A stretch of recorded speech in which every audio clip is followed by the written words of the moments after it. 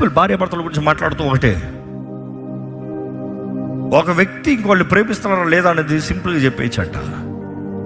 ఆమె ఓర్చుకుంటలేదు, ఆయన సహించుకుంటలేదు, ఆయన ఇది ఒకరిని కంప్లైంట్ చేస్తూ ఉంటే సింపుల్.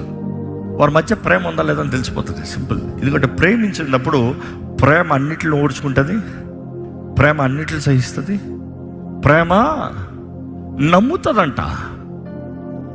ఈరోజు నమ్మట్లేదంటే ప్రేమ లేదు, ఓర్చుకుంటలేదంటే ప్రేమ లేదు. Love, there is no love because you are not doing it right.